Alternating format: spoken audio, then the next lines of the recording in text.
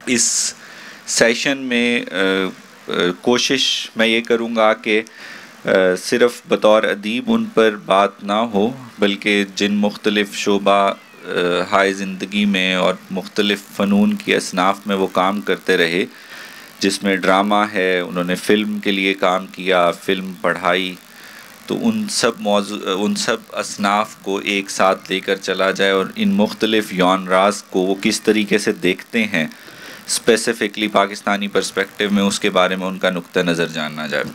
मैं असगर साहब से गुजारिश करूँगा कि प्लीज़ हमें ज्वाइन करें ताकि फॉर्मली इस सेशन का आगाज़ किया जा सके।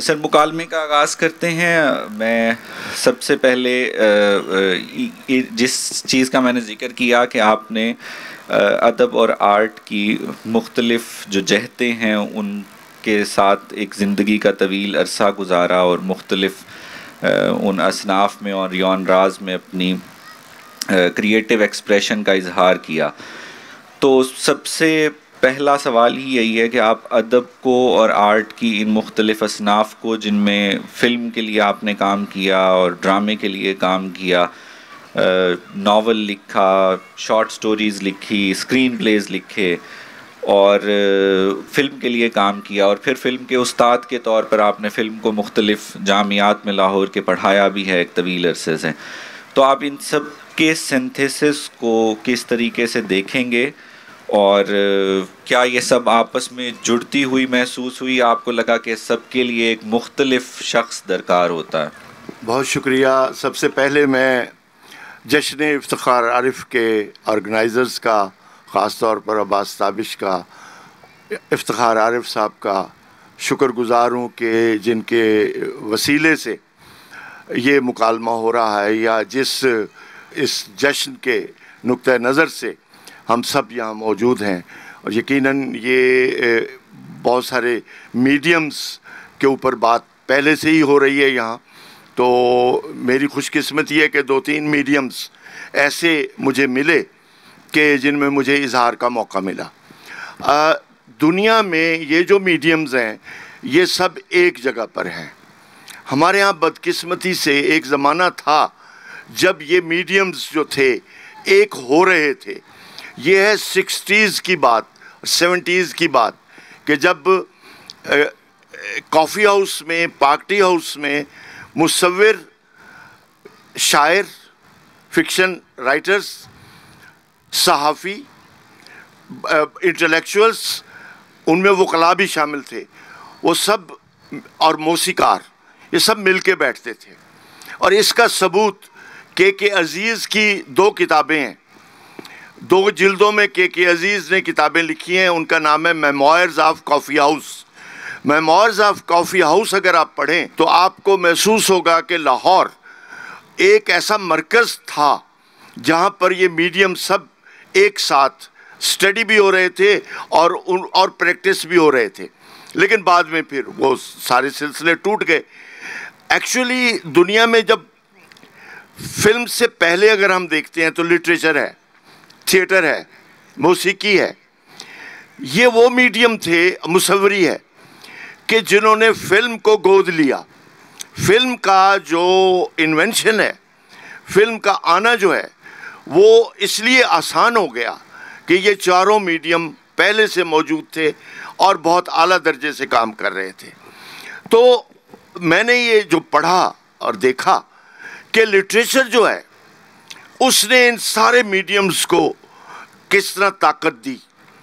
फिल्म के पास तो कुछ था ही नहीं, सो उसने डायरेक्शन जो ली वो उसने थिएटर से ली और थिएटर से सारी चीज़ें ली। ये स्टूडेंट्स समझते हैं इन बातों को, मैं इसमें नहीं जाता डिटेल में, लेकिन ये मैं बताना चाहता हूँ कि एक जुमला आया है इसमें, हिस्ट्री ऑफ वर्ल्ड सिनेमा में एक जुमला आया है। वो जुमला ये था कि फिल्म को चर्च से बचाना है, फिल्म को वायलेंस और सेक्स से बचाना है। ये 6 बड़े जो फिल्म के गॉडफादर हैं, जो फिल्म के बड़े लोग हैं, वो मिल के बैठे थे, जिसमें इटालियन थे, जर्मन थे, फ्रेंच थे, रशियन थे और ब्रिटिशर थे। इन्होंने ये कहा कि हमने फिल्म को बचाना है। तो बचाने के लिए खैर उन्होंने जो कुछ किया वो अपनी जगह, एक जुमला आता है, go to the libraries, if you need a good story go to the libraries, जहां क्लासिक्स पड़ी हुई है। वो क्लासिक्स दास्तानों की शक्ल में भी थी और नॉवल की शक्ल में भी थी। तो इस तरह फिल्म के मीडियम को लिटरेचर ने बचाया। और हमारे यहाँ फिल्म नहीं बच सकी, उसकी बड़ी रीज़न यही थी कि उसने अपना रिलेशनशिप लिटरेचर से नहीं बनाया। पूरे बड़े सगीर में लिटरेचर से बेस्ड 3 फिल्में मिलती हैं, जस्ट 3 मूवीज। सत्यजीत रे ने प्रेमचंद का अफसाना लिया, शतरंज के खिलाड़ी। एक और फिल्म मेकर ने बेदी का नॉवलेट लिया, एक चादर मैली सी, क्लासिक बनाई। फिर उमराव जान अदा, वो आपके सामने ही है। इसके अलावा हमें कोई ख़ास जो एक कहना चाहिए एफर्ट नहीं मिलती। खैर, जहाँ तक वर्ल्ड सिनेमा का ताल्लुक है, 75% लिटरेचर फिल्म में आ चुका है और आ रहा है, जिसमें नोबल लॉरिएट्स हैं, हेमिंगवे है, मार्केज है, जिसमें चार्ल्स डिकन्स है, जिसमें ये बड़े बड़े जो नाम है, खासतौर काजू इशिगुरु, उसके 2 नावलों पे हैं फिल्में। तो ये बहुत सारे नाम आपको मिलेंगे कि जिनका क्लासिक लिटरेचर से था ताल्लुक और वो फिल्म में आए। सो मैं ये कहना चाहता हूँ कि मैं खुशकिस्मत हूँ कि इन चारों मीडियम्स को देखने का एक साथ मौका मिला। और मैं बेसिकली तो लिटरेचर से हूँ, और लिटरेचर को जब मैंने देखा तो मुझे महसूस हुआ कि जो टेक्निक्स आई हैं वो मोस्टली टेक्निक्स मुसव्वरी से आई हैं। सुरियलिज्म, एक्सप्रेशनिज्म, एब्स्ट्रैक्शन, ये आप सब जानते हैं, ये बताने की ज़रूरत नहीं है। लेकिन एक जुमला ज़रूर बताऊंगा मैं कि जब ये तहरीक 1910 की बात बता रहा हूँ मैं सुरियलिस्टिक टेक्निक आ चुकी थी। और 10-20 के करीब का वाक़या है कि जो बड़े मुसव्विर थे इसके फ्रांस के, उन्होंने कहा कि हमने ये टेक्निक 2 शायरों से ली है। अब देखें कैसे ये सारे मीडियम एक होते हैं। तो उन्होंने कहा 2 शायर हैं ऐसे जिनसे हमने ये टेक्निक ली है। दोनों के नाम आप सब बहुत अच्छी तरह जानते हैं और उनको ट्रांसलेट भी कर चुके हैं। एक बॉडलियर था और दूसरा मिलार्मे था। इन दोनों ने असर डाला और फिर उन्होंने ये टेक्निक बकौल उनके हमने फिल्म को दी, और फिल्म में भी ये टेक्निक आ चुकी थी। मैं अपनी बात को थोड़ा सा इधर लाता हूँ कि पाकिस्तान में जब अंग्रेज़ था यहाँ पर 47 से पहले, तो पूरा अंग्रेज़ के होते हुए हमारी फिल्म पे, जो कि बॉम्बे की फिल्म थी या फिर लाहौर की फिल्म थी, उस पे कोई असरात नहीं है वर्ल्ड सिनेमा के। उसकी बड़ी वजह ये थी कि जो 100 साल पीछे का फिक्शन है वो भी यहाँ नहीं आया था।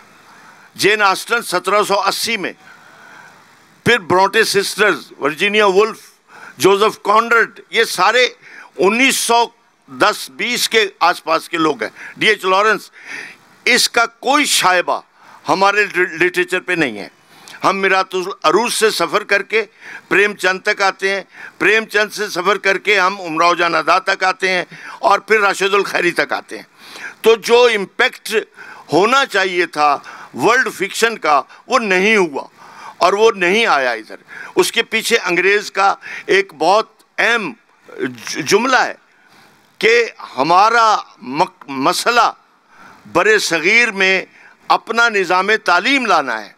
तो वो निज़ाम तालीम पे अहमियत दे रहे थे, जो लॉर्ड मैकाले और उसके बाद का सिलसिला आपको मालूम है। सो कोई इम्पैक्ट सिनेमा पे नहीं है। शुरू का सिनेमा सारा राजों राजवाड़ों अशराफिया के हैंगओवर में है और जो बादशाहत आकाओं की ज़िंदगी है उससे रिलेट कर रहा है। तो बहुत बाद में कॉमन मैन का सिनेमा बनता है, और वो कैसे बनता है, वो कलकत्ता से बनता है, बंगाल से बनता है।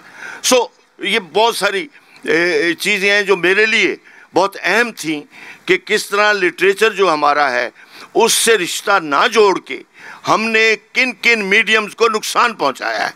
सबसे बड़ा नुकसान थिएटर को पहुंचाया है। अगर लिटरेचर तो माँ है, वो पोइट्री, ये तो थिएटर की जान है। और बड़े बड़े फिल्म मेकर्स लंदन के थिएटर में जाके बैठे रहते थे कि किसी तरह इन एक्टरों से मिलें। डेविड लीन की पूरी दास्तान हयात आप देखें तो जाके बैठता था कि किस तरह पीटर ओटूल मुझे मिले, किस तरह लॉरेंस ओलिवियर मुझे मिले, किस तरह रिचर्ड चेम्बरलेन मुझे मिले। ये 3 बड़े थिएटर के बड़े एक्टर्स थे जिन्होंने फिल्में कम की हैं, वो भी बड़ी मिन्नतें करके उनसे फिल्में कराई गई, वरना उन्होंने नहीं की। तो पीटर ओटूल को वो ले गया लॉरेंस ऑफ अरेबिया में, और उसके साथ उसी स्टेज पर ज़िया मईउद्दीन एक छोटा सा रोल कर रहा था। ज़िया शेक्सपियरियन थिएटर का आदमी है, ज़िया मईउद्दीन, आप सबको पता है। तो शेक्सपियरियन थिएटर की तरबियत ली हुई थी ज़िया मईउद्दीन ने। तो ज़िया मईउद्दीन को 10 मिनट का रोल दिया उसने, और वो रोल चूंकि बहुत पिविटल रोल है लॉरेंस ऑफ अरेबिया में, इसलिए ज़िया साहब ने ले लिया। मैंने ज़िया साहब से इस पे तफसीली बात की थी, तो उन्होंने कहा कि वो जगह है जहाँ से लॉरेंस ऑफ अरेबिया की कहानी टर्न लेती है, कन्फ्लिक्ट में आती है। उसके कत्ल के बाद जो उस बद्दू का कत्ल है, वो ज़िया मईउद्दीन ने वो रोल किया था। खैर, किस्सा मुख्तसर कि दुनिया में इन मीडियम्स की इंटेलेक्चुअल ग्रोथ हुई है, बदकिस्मती से हमारे यहाँ नहीं हुई, जिसकी वजह से ये चीज़ें अभी तक हमारे स्टूडेंट्स को भी नहीं पता, जिनको हम बताते हैं कि किस तरीके से ये ग्रोथ होनी है या होनी चाहिए। ये एक पर्सपेक्टिव है जो सब कॉन्टिनेंट को ट्रीट कर रहा है और अंग्रेज़ यहाँ किस तरीके से करते रहे। हम अगर 47 के बाद का सफ़र देखें तो वहाँ पे भी हमें शुरू के कुछ साल या दहाइयाँ हैं जिनमें ये लगता है कि लिटरेचर ने इंट्रोड्यूस कराया टीवी के ड्रामे को, रेडियो के ड्रामे को, और जो अदीब थे वो ड्रामा भी लिख रहे थे, और अदर देन ड्रामा जो मीडिया की दूसरी फॉर्म्स थी उनमें भी कंट्रीब्यूट कर रहे थे। ड्रामे के अलावा जो इंफोटेनमेंट या इंटरटेनमेंट के प्रोग्राम थे उनमें भी कंट्रीब्यूट कर रहे थे। तो ये जो रिश्ता टूटा है वो कब टूटा है, उसकी क्या वजूहात थी, कब टीवी और फिल्म कमर्शियल हुई, तो कमर्शियल होने के बाद एक उसकी फाइनेंशियल सक्सेस तो हमें नज़र आती है, लेकिन इंडस्ट्री दूसरी तरफ डूब गई। तो एक तरफ हमने जो आपने कहा कि लिटरेचर इन सब को पालने वाला, इन फॉर्म्स को पालने में माँ का किरदार अदा कर रही थी, एक तरफ वो रिश्ता भी टूट गया, दूसरी तरफ हम अपने हमसाया मुल्क की तरह या वेस्ट के सिनेमा की तरह, फिल्म इंडस्ट्री की तरह, ड्रामा इंडस्ट्री की तरह फाइनेंशियली भी कुछ गेन नहीं कर पाए। यानी कि हम इंटेलेक्चुअली या लिटरेरी एसेंस भी खो बैठे और इंडस्ट्री फाइनेंशियली भी ग्रो नहीं कर पाई। जी, ये बड़ा अहम है। इफ्तिखार आरिफ साहब ने कल फैज़ साहब के हवाले से गुफ्तगू में बड़ी अहम बात बताई हमें, क्योंकि शुरू में जो टेलीविज़न जिन लोगों ने उसको बनाया उनमें एक नाम इफ्तिखार आरिफ का भी आता है। सबको मालूम है कि ये स्क्रिप्ट एडिटर थे, स्क्रिप्ट को देखते थे। असल मरकज़ी वो इनका ऑफिस था जो कंटेंट को डील करता था। लाहौर में सरमद सहबाई किसी को नहीं मालूम, एक अरसे तक वो इस कंटेंट को संभालते रहे। तो ये बड़े लोग थे। अच्छा, असलम अज़हर साहब की ये टीम में थे, और असलम अज़हर साहब की टीम में फजल कमाल साहब भी थे, बहुत सारे और लोग भी, ज़मान अली ख़ान बाद में आ गए ढाका से, तो वो तो एक और दुनिया है। मैं अब उस हिस्ट्री में, मेरी खुशकिस्मती, मैं उस तारीख़ में एज अ स्टूडेंट दाखिल होता हूँ, एज अ यंगर राइटर दाखिल होता हूँ। मेरी खुशकिस्मती, ये सब लोगों का मुझको, ना सिर्फ कमर आफ्ताब अहमद जो मेरे उस्ताद बने, तो ये बड़े, मोहम्मद निसार हुसैन, ये बड़े, तो इफ्तिखार आरिफ ने ये हमें बताया कि इन्होंने एक इनिशिएटिव लिया, जो आपका सवाल है, इन्होंने इनिशिएटिव लिया कि लिटरेचर को टेलीविज़न में कैसे लाना है। तो 3 नावल इन्होंने चुने कि इनको हम ड्रामाई तश्कील पे लाएं। बाद में डैनियल डेफो का नावल भी आया, बाद में और नावल आए बाहर से, वो एक आयन रेंड का नावल भी आया, वो बात का किस्सा है। तो इन्होंने 3 नावल प्रपोज किए इफ्तिखार आरिफ साहब ने। एक था आंगन खदीजा मस्तूर का, और बड़ा रेलेवेंट था क्योंकि पाकिस्तान बनने के बाद की जो फैमिली की सूरत हाल है वो किस तरह हुई, वो आंगन के ज़रिए बड़े आसानी से आ सकती थी। दूसरा, खुदा की बस्ती कराची कैसे आबाद हो रहा है, वो भी आपके सामने कितना रेलेवेंट है। और तीसरा, उदास नस्लें। उदास नस्लें का पर्सपेक्टिव नेचुरली बहुत बड़ा था, और वो पंजाब और फिर दूसरा पंजाब वो मिला के था, तो वो भी बहुत बड़ा प्रोजेक्ट हो सकता था।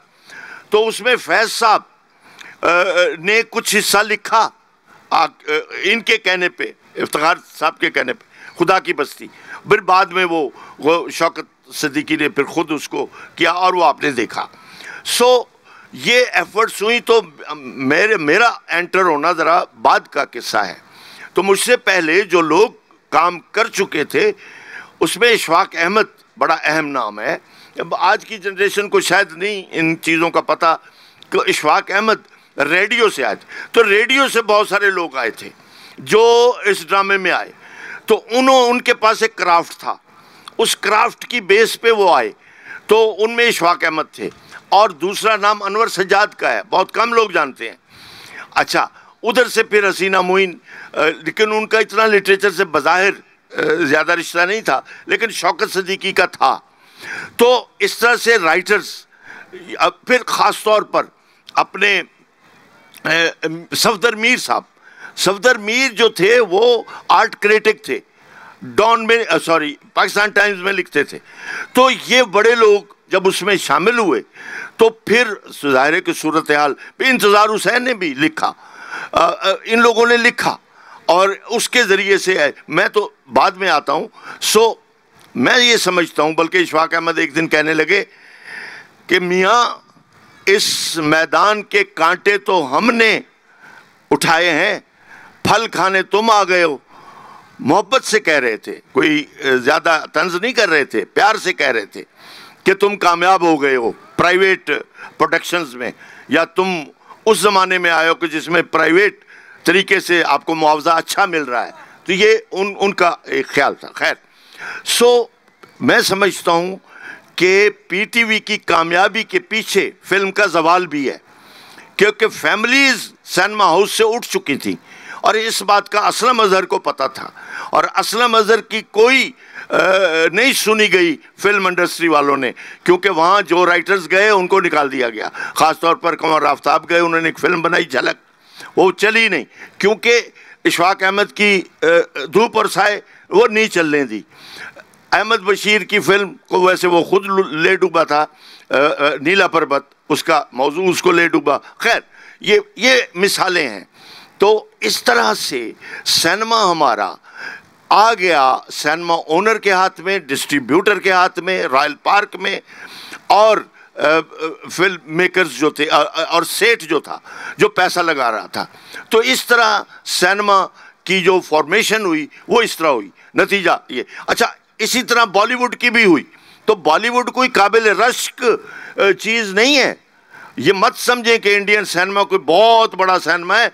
वर्ल्ड हिस्ट्री में मैं आपको सच बता रहा हूँ, मेरे पास वो किताब है, सिर्फ 15 सफ़े इंडियन सिनेमा पे हैं। कितना कंज्यूमर्स सिनेमा है, 1.5 अरब का सिनेमा, और क्या है 15 सफ़े, और उस पर टाइटल क्या है सुना रहा हूँ, इंडियन कमर्शियल सिनेमा।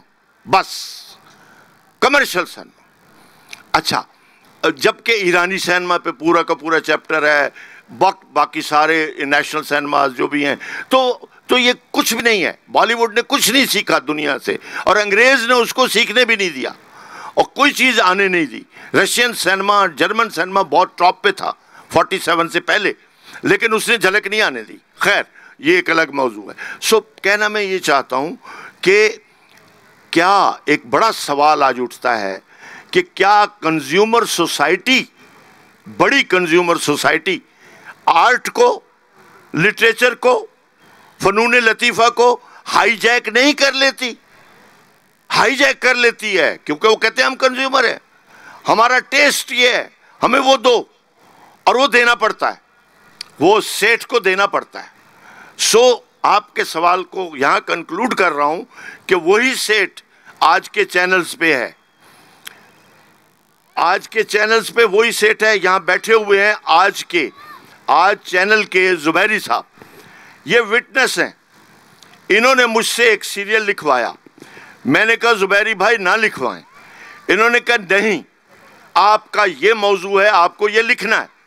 वो मैंने लिखा, वो बना और वो चला। उसका नाम था जब तख्त उछाले जाएंगे, ये था प्ले का नाम। सीरियल की 4 किस्तें चढ़ी, 5वीं पे मैंने कहा जुबैरी साहब हमला हो जाएगा, और हुआ। और उनके चैनल पे स्टोनिंग हुई, हमला हुआ, उनको बंद करना पड़ा। उसमें उस वक्त की, ये आज से 10 साल पुरानी बात कर रहा हूँ, 12 साल पुरानी बात कर रहा हूँ, उसमें उस वक्त की जो सोशियो पॉलिटिकल सूरत हाल में मौलवी एंटर हो रहा था थ्रू बिजनेस, उसको मैंने मौजू बनाया था। बाद में तो वो बिजनेसेस ओपन हो गए, तो ये वो वक्त था जब वो सीरियल बना। तो कहने का मतलब ये है कि वो लोग भी बैठे हैं जो सेठ नहीं थे, उन्होंने ड्रामे को किस तरह से प्रमोट करना चाहा और नहीं कर पाए। सो ये होना था कि लिटरेचर जो है, वो लिटरेचर और इंटेलेक्ट को इस सोसाइटी ने पीछे हटाना था, क्योंकि वो आगे नहीं बढ़ सकती थी सोसाइटी जिन तरीकों से वो बढ़ना चाहती थी। जो ताजर मुआशरा बनाना चाहती थी, वो ताजर मुआशरा पहले ज़ियाउल हक ने असेंबलियों में बनाया। उसने सबसे पहले, अब ये बात मैंने पता नहीं कहाँ कही है कि नहीं, कि वारिस ड्रामा जब हिट होता है तो अमजद का इसमें कोई, अमजद ने बहुत सिद्ध के दिल से लिखा, आला तरीन लिखा, लेकिन उसको हाईजैक किसने किया, ये तो फिर तारीख के पन्नों में है। उसको ज़ियाउल हक ने हाईजैक किया। कैसे किया, क्यों किया? इसलिए कि उसको सूट कर रहा था कि जागीरदार को गाली दो। इसीलिए जब MQM बनाई गई कराची में, तो वहां पर भी जो है जागीरदार को गाली दी गई। जागीरदार की वैल्यूज तो आपको पता ही नहीं है, सारे जागीरदार ऐसे नहीं होते ना, वो थे। तो वो एक मुसव्वदा था, स्क्रिप्ट था जो बनना था। तो उसके नतीजे में वारिस को हाईजैक किया और उसकी जगह उन्होंने असेंबलियों में फौरन ताजरों की असेंबलियां बनवाई। आज ताजरों की असेंबलियां हैं, ये आपको पता है। सो इस तरीके से आर्ट को, कल्चर को मैनिपुलेट कैसे किया जाता है और लिटरेचर को इस्तेमाल कैसे किया जाता है, ये थोड़ी सी बात मैंने बताई। यानी इसमें कॉरपोरेट का किरदार है, सेठ का किरदार है, उसके पीछे उसकी पॉलिटिकल इकोनॉमी जो है वो काम कर रही थी। क्या ऐसा है कि आपने बहुत सारे नाम गिनवाए और PTV का जिक्र भी किया, और फिर आपने बताया कि मैं जब इंटर हुआ तो प्राइवेट प्रोडक्शन स्टार्ट हो चुकी थी, और उस वक्त प्राइवेट प्रोडक्शन का ड्रामा वो बहुत सक्सेसफुल ड्रामा था, देखने के हवाले से भी और अपनी इनकम के हवाले से भी, कि वो देखा जा रहा था, वो चल रहा था प्राइवेट TV चैनल्स में। इसमें सारा कसूर कंज्यूमरिज्म का और कॉरपोरेट की पॉलिटिकल इकोनॉमी का है? क्या हमारा राइटर नया ड्रामा लिखने के लिए ट्रेंड नहीं किया गया था, या मैं यूँ कह लेता हूँ हमारा अदीब नया ड्रामा लिखने के लिए ट्रेंड नहीं किया गया था, जो नए वक्त की कहानी छोटी स्क्रीन पर सुना रहा होता या फिल्म के पर्सपेक्टिव में बड़ी स्क्रीन पर सुना रहा होता? ये आपको लगता है या ये इल्ज़ाम है अदीब पर? बड़ा अच्छा सवाल है ये। वाक़यतन इल्ज़ाम नहीं है, अदीब पे इल्ज़ाम नहीं आ सकता। वजह यह है कि एक मीडियम है, इस मीडियम को सीखना पड़ता है। फिल्म मेकर एक दिन में नहीं बन जाता, फिल्म राइटर बहुत रेयर हैं, कम है। इंडियन इंडस्ट्री के अंदर फिल्म राइटर्स नहीं है, खुद डायरेक्टर्स फिल्म राइटर हैं। इम्तियाज़ अली हो, कोई हो, वो खुद है। तो वहाँ भी ट्रेंड नहीं हुआ। अच्छा, इसकी मैं थोड़ी सी बड़ी मज़ेदार बात बताऊंगा कि गोरे के हक में ये बात नहीं जाती थी कि फ़नून लतीफ़ा या मीडियम्स तरक्की करें। बड़ी दिलचस्प बात है, उसने गवर्नमेंट कॉलेज तो बनाया, तारीख में लिखा हुआ है, मैंने वो तारीख पढ़ी, बनाई, उसमें लिखा हुआ है कि गवर्नमेंट कॉलेज को जल्दी में बनाया जा रहा है ताकि हमें सेक्रेटेरिएट के लिए क्लर्क और सेक्शन अफसर मिल सकें, क्योंकि एचिसन कॉलेज बना रहा था डिप्टी कमिश्नर, और वो बना इसलिए था कि डिप्टी कमिश्नर को तरबियत दे। तो ये वो नहीं चाहता था कि गवर्नमेंट कॉलेज में वो फिल्म का डिपार्टमेंट कायम कर सके, उसके फ़ायदे में नहीं जाता था। रेडियो जब बड़े सगीर में आया है, उसकी तारीख़ इफ्तिखार भाई को सारी मालूम है। जुल्फ़कार बुखारी ने वो पूरी किताब लिखी है जिसका नाम सरगुज़श्त है। उसमें वो लिखता है कि किस तरीके से पहला जो ट्रांसमीटर था, ट्रांसमिट करने वाला, वो कहाँ सिंगापुर से लाया गया और गोरे ने इसको बुलाया और कहा कि ये कलकत्ता में पहले तुम इसकी प्रैक्टिस करो। तो बानी है बुखारी बरादरान रेडियो के इस पूरे बड़े सगीर में। अच्छा, वहाँ से फिर बॉम्बे आया तो वो लिखता है, बुखारी साहब लिखते हैं कि हमने सोचा कि गोरे ने ये काम तो कर दिया अपने फ़ायदे के लिए, क्योंकि न्यूज़ जाती हैं उसकी सारी मैसेज जाते हैं, तो हम अपना काम क्यों ना करें। तो कहते हैं हमने प्रपोज़ल दी कि हिंदुस्तान का म्यूज़िक दुनिया का बड़ा म्यूज़िक है, तो हम म्यूज़िक शुरू करना चाहते हैं। तो आइडिया रिजेक्ट हो गया, गोरे ने रिजेक्ट कर दिया। फिर इन्होंने गेम की, ये बकौल बुखारी गेम क्या की, कहा कि देखो म्यूज़िक में मजहबी म्यूज़िक शामिल है, उधर भजन है, इधर हम्द है, इधर दुआ है, सलाम है, तो इनको मजहबी तौर पर म्यूज़िक देना ज़रूरी है। तब कहता हमें इजाज़त मिली तो हमने भजन और हमने नात और हम्द यहाँ से आगाज़ किया, और फिर हमने फिर कैसे राग रागनियाँ अंदर लाए। तो ये एक तारीख़ है, हमें ये पढ़नी चाहिए कि किस तरीके से डेवलप हुई चीज़ें और किस तरीके से मारी गई। जो बात आपने की है उसका जवाब ये है कि 2000 तक, यानी मैं सब कुछ जो सीखा हूँ तो अपने बुज़ुर्गों से सीखा हूँ या अपनी गलतियों से सीखा हूँ, या जितना सीखा हूँ उसको भी छोड़ दें, तो हम सब लोग ग्राउंड पर प्रैक्टिस करते थे, वहाँ से सीखे हैं। तो अब 2000 में NCA ने पहली बार फिल्म स्क्रिप्ट पढ़ाया और पहला टीचर अनवर सज्जाद था। मैं उसको याद करता हूँ। अनवर सज्जाद पढ़ाता रहा, फिर उसने मुझे बुलाया कि मैं कराची जा रहा हूँ, अब तुम संभालो। तो मैंने फिर NCA को पढ़ाया स्क्रिप्ट, और फिर बाकी यूनिवर्सिटीज़ में गया वो, और आज तक है। आज भी मैं पढ़ा रहा हूँ, फिल्म को भी पढ़ा रहा हूँ, स्क्रिप्ट को भी पढ़ा रहा हूँ, हिस्ट्री भी पढ़ा रहा हूँ। ये एक अलग बात है।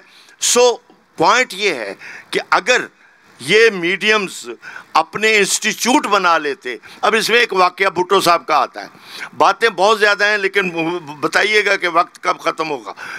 भुट्टो साहब ने इस ज़रूरत को महसूस किया और वो महसूस कराया फैज़ अहमद फैज़ ने।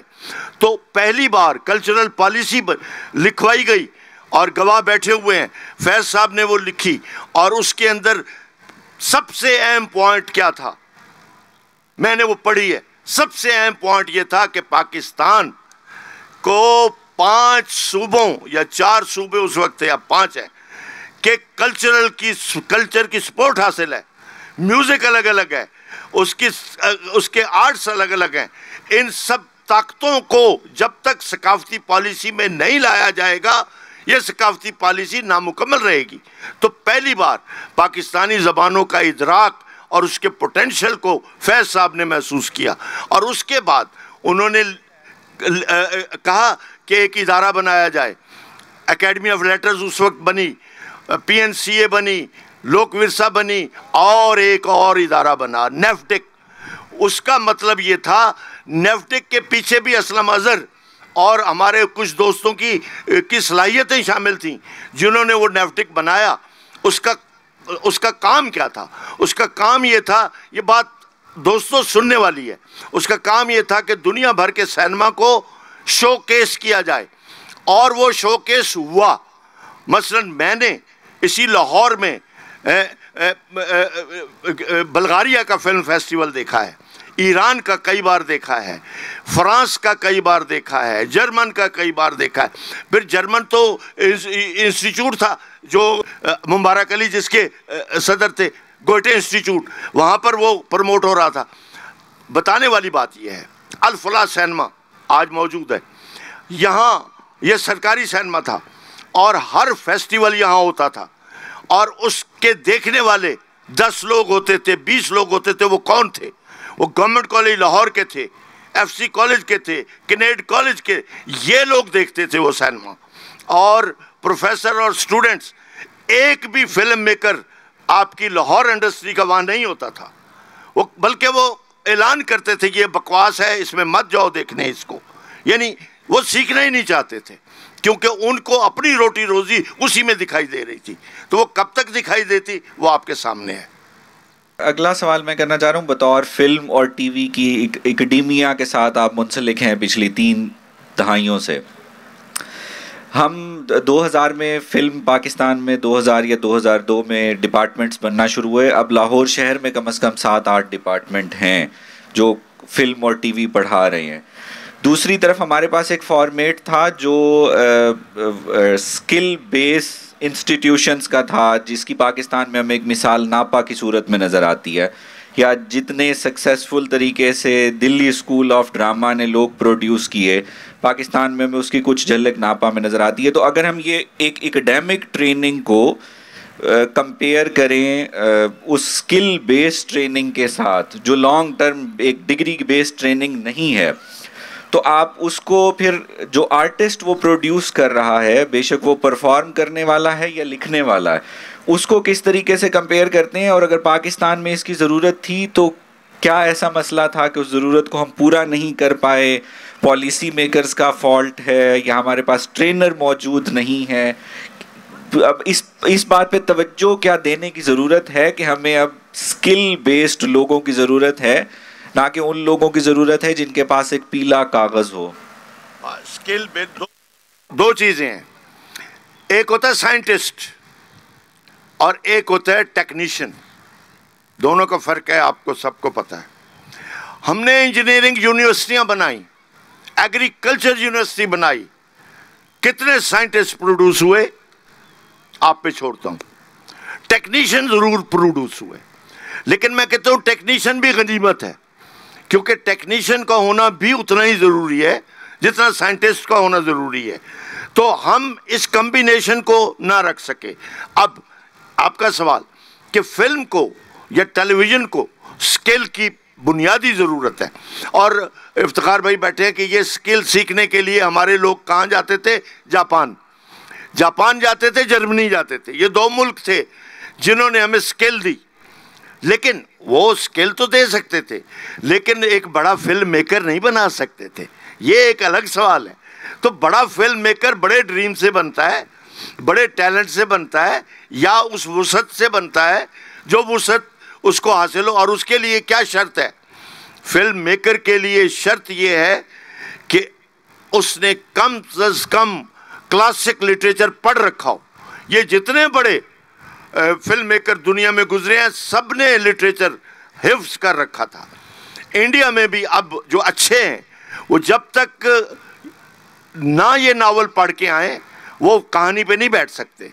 तो कहानी पे बैठना एक लफ्ज़ है, पे उस वक्त तक नहीं बैठ सकते जब तक 100 नावल ना पढ़े हों। अब आप देखें कि डेविड लीन जब आता है बड़े सगीर में, तो कुछ लोगों ने देखी होगी वो film passage to India, E.M. Forster का नावल, और वो भी नोबेल लॉरिएट है E.M. फॉस्टर। तो उसके नावल में क्या पढ़ते हैं?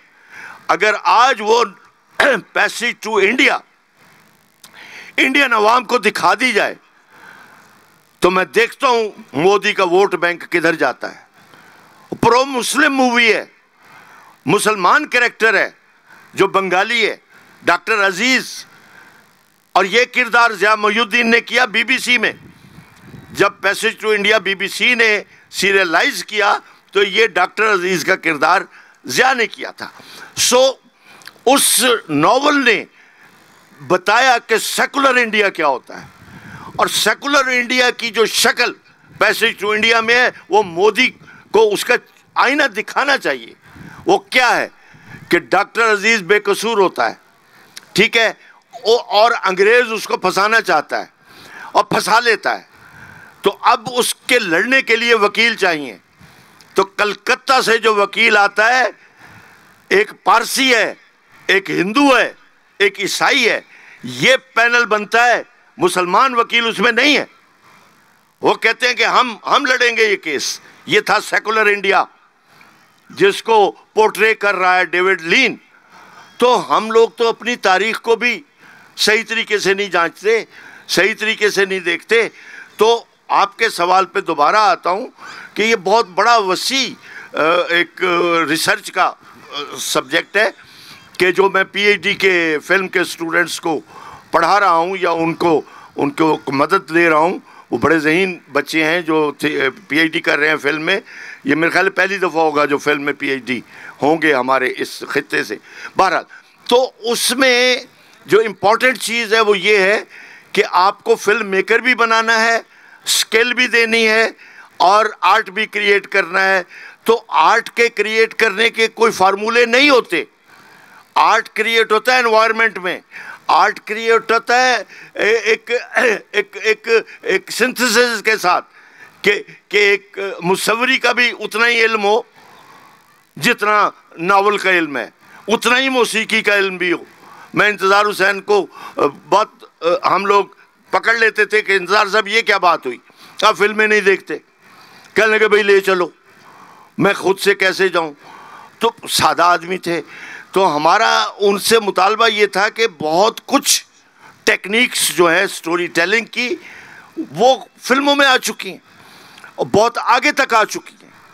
तो उस स्टोरी टेलिंग को देखना चाहिए कि हालांकि इंतज़ार साहब तो माशाल्लाह इससे बालातर थे, क्योंकि उन्होंने तो मेटामॉर्फोसिस और उससे पहले जो कहानियाँ लिखी हैं, जहाँ तक कहानियाँ माइथोलॉजी के साथ, वो तो बहुत बड़ी कहानियाँ हैं और उनके मीनिंग आज भी हम तक नहीं पहुँचे या पहुँचेंगे। तो वो तो खैर बालातर थे इनसे, वैसे हम उनसे मजाक करते थे। सो मैं ये कहना चाहता हूँ कि हमें साइंटिस्ट की ज़रूरत है अगर हमें आगे बढ़ना है। इस वक्त हमारी इंजीनियरिंग यूनिवर्सिटियाँ ख़त्म हो रही हैं। वजह बताता हूँ कि इंजीनियरिंग हर सतह पर अपग्रेड होके आर्टिफिशियल इंटेलिजेंस के साथ जुड़ गई है। तो आपकी जो इंजीनियरिंग कॉलेजेस हैं वो अभी तक 100 साल पीछे हैं। तो जो 100 साल पीछे होगा, आप उससे साइंटिस्ट की कैसे तवक्को रख सकते हैं? नहीं रख सकते। वो टेक्नीशियन ही पैदा करेगा, ये बात तयशुदा है। सो अब हमारी इंजीनियरिंग औकात नहीं है, क्योंकि महंगा काम है। अब तो गैजेट्स, अब तो इतना बड़ा इक्विपमेंट आ गया है कि वो पढ़ाने के लिए वो इक्विपमेंट इंजीनियरिंग यूनिवर्सिटी के पास नहीं है। मेरी उनके वाइस चांसलर से बात हो रही थी कि हम कह रहे हैं क्या पढ़ाएं नए कोर्सेज, कि नए कोर्सेज का ताल्लुक नई लैब से है। तो नई लैब कहाँ से आएगी? नई लैब पे करोड़ों डॉलर लगता है। तो ये सारे वो इश्यूज हैं जो हमें देखने होंगे इन द फ्यूचर, कि हम सिर्फ फिल्म में पीछे नहीं हैं, हम बाकी चीज़ों में भी पीछे हैं और पीछे रह रहे हैं। तो हमें, और इस तरफ किसी का ध्यान नहीं, क्योंकि असेंबलियाँ ताजरों की हैं। अच्छा, असेंबलियाँ ताजरों की हैं, मीडिया भी ताजरों के पास रहा, लेकिन अब सेठ के हाथ से कुछ चीज़ें निकल रही हैं जो नया मीडियम है, डिजिटल मीडिया कह लें, सोशल मीडिया कह लें, कि लोग एक इंडिविजुअल इंडिपेंडेंट हो गया है अपने एक्सप्रेशन में। हम उस पर नई तरह की शॉर्ट फिल्म्स भी देख रहे हैं। नेटफ्लिक्स ने नई तरह के फिल्म की एक्सप्रेशन भी दिखाना शुरू कर दी, सीरीज़ और प्ले सोप्स को भी दिखाना शुरू कर दिया। तो अब तो चीज़ें कंट्रोल्ड, जो इन्वायरमेंट सेठ ने प्रोवाइड किया हुआ था प्रोडक्शन हाउस को या प्राइवेट टीवी चैनल को या प्राइवेट प्रोडक्शन जो सिनेमा को फिल्म डिस्ट्रीब्यूट कर रही थी, उसके हाथ से चीज़ें निकल गई।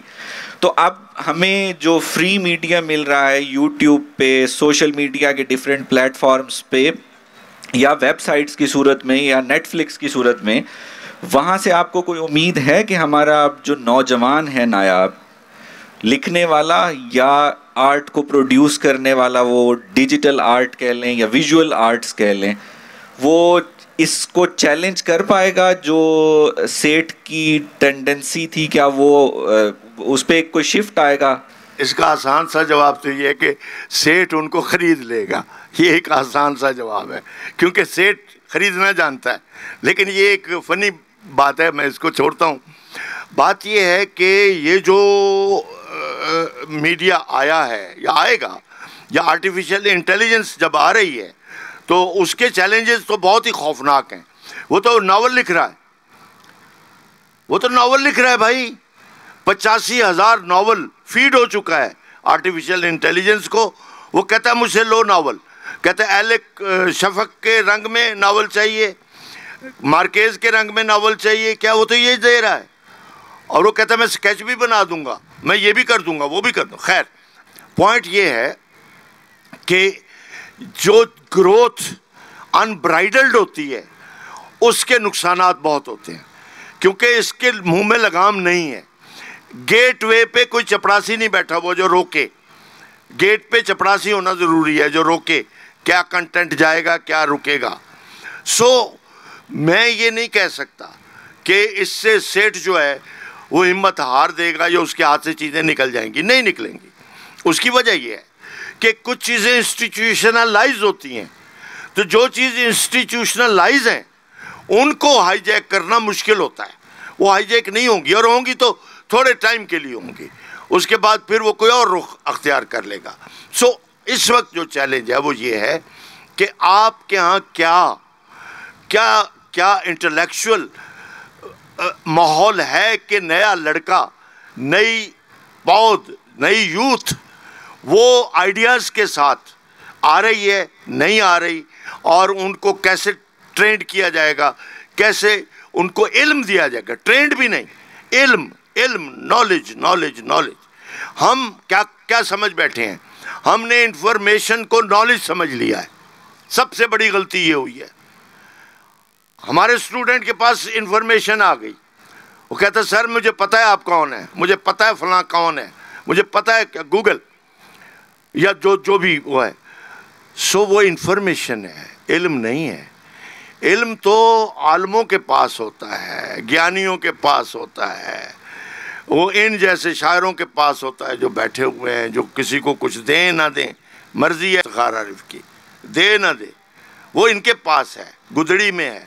सो हमें उस इल्म की तरफ जाना है, देखना है। और वो इल्म जो आपका सवाल है कि क्या वो एकेडमिशियन है भी कि नहीं, जो उनको सिखा सके, जो उनको पढ़ा सके, तो ये बहुत सारे सवाल आते हैं जो कि हमें सोचने चाहिए।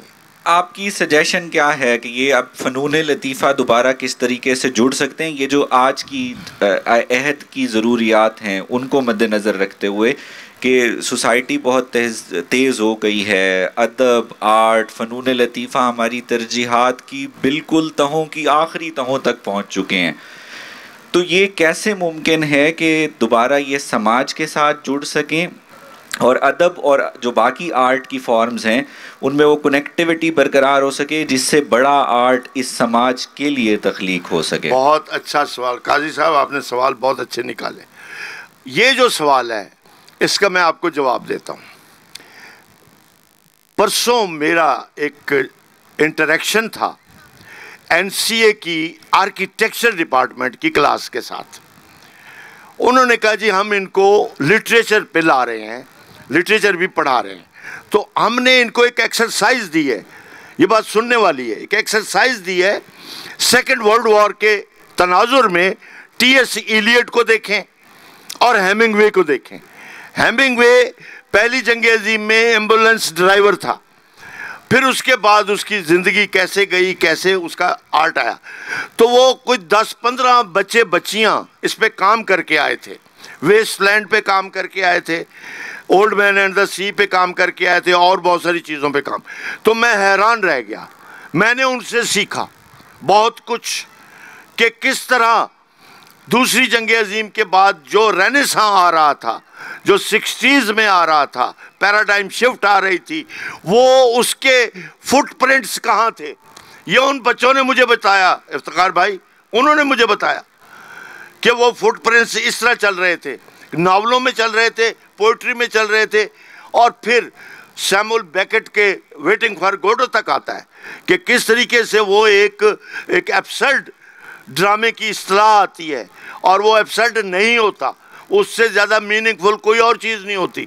सो ये जो आपने कनेक्टिविटी की बात की, तो इसका सीधा सीधा हल है कि इंजीनियरिंग को लिटरेचर पढ़ाया जाए, मुसव्वरी पढ़ाई जाए, म्यूज़िक सिखाया जाए, पढ़ाया जाए। दुनिया में ये है, अमेरिकन यूनिवर्सिटीज़ में इंटरडिसिप्लिनरी जो कोर्सेज हैं और जो सब कुछ है वो है और लाजमी है।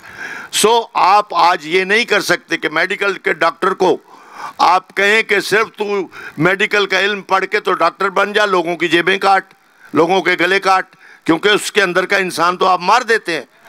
तो डॉक्टर को डॉक्टर बनाना है तो शायरी पढ़ाओ, पढ़ाना है तो उसको लिटरेचर थिएटर पढ़ाओ, नहीं तो वो गले काटेगा, उसका कोई कसूर नहीं है। इसी तरीके से जो इलेक्ट्रिकल इंजीनियर बन रहा है वो माथे पे आंखें रख लेगा। तो भाई बच्चों, तो आपका सवाल बेहद रेलेवेंट है कि आज टाइम है कि सबको फिल्म भी पढ़ाई जाए। फिल्म यार एंटरटेनमेंट नहीं है, मैं आपको कह रहा हूँ एंटरटेनमेंट नहीं है, ये इल्म है, ये एक आर्ट है जिसको सीखना चाहिए, जिसको देखना चाहिए। अब ये वक्त नहीं है कि मैं आपको दुनिया की 10 या 20 बड़ी फिल्मों के नाम बताऊं कि जिन्होंने इनकलाब पैदा किया सोसाइटी में और सोसाइटियों को बदल दिया। तो बहुत कुछ है। तो आज फिल्म से जुड़ना पड़ेगा, मुसव्वरी से जुड़ना पड़ेगा, थिएटर से जुड़ना पड़ेगा, इन और किताब तो है ही, फिक्शन तो है ही, उससे जुड़ना पड़ेगा। उसके बगैर आपको ना आइडियाज़ आएंगे ना कोई और चीज़ आएगी। तो मैं समझता हूँ कि ये यहाँ दायरा हमारा मुकम्मल होता है। बहुत शुक्रिया आपका वक्त देने का और इन सारे सवालों के जवाबात देने का और अपनी इंसाइटफुल ओपिनियन देने का। आपने शुरू में जिक्र किया था कि हमारे दौर में टी हाउस हुआ करते थे जहाँ शायर, मुसव्विर, मौसीकार, अदीब सब इकट्ठे हो जाते थे और वो एक दूसरे से सुनते थे, सीखते थे और ये सब फॉर्म एक दूसरे को कुछ ना कुछ दे रही थी। हमारे पास उस तरह के चाय खाने नहीं रहे और हमारी जामियात जो हैं वो हमें उस तरह से चीज़ें सिखा भी नहीं रही और आज के अहद की ज़रूरियात के मुताबिक जो नौजवान को जिस तरह से वेल इक्विप्ड होना चाहिए अनफॉर्चुनेटली वो नहीं कर पा रही। उम्मीद आखिरी यही है कि इस तरह के फेस्टिवल्स, जश्न और इस तरह की जो एक्टिविटीज़ हैं वो दोबारा हमारी सोसाइटी को जोड़ेंगी और हम अपने कल्चर के साथ, तहज़ीब के साथ, फ़नून लतीफ़ा के साथ ना सिर्फ जुड़ेंगे बल्कि इनको फलता फूलता देख सकेंगे, क्योंकि फ़िल वक्त तो ये हमारी तरजीहात में बहुत नीचे हैं। बहुत शुक्रिया आपका सर वक्त देने के लिए। एक आखिरी जुमला सुनाता हूँ सफदर मीर का और फिर मैं उठ जाऊँगा यहाँ से। सफदर मीर तबसरा किया करते थे पाकिस्तान टाइम्स में, मौसीकी पे भी, थिएटर पे भी और जितने फ़नून लतीफ़ा हैं। एक दिन उन्होंने कोई ऐसे जुमले लिख दिए जो कि एक थिएटर के राइटर थे, मेरे ख्याल जैगम नाम था या कोई, उनको गुस्सा, और वो गुस्सा लिए फिर रहे हैं कि कब सफदर मीर कॉफ़ी हाउस आता है। सफदर मीर पहुंच गया, वो आए, उन्होंने भी ये कस लिए और खूब सफदर मीर को ये, सफदर मीर ने एक जुमला कहा कि देख गल सुन, मैं एक सहाफ़ी नहीं हाँ, मैं एक बॉक्सर भी हाँ।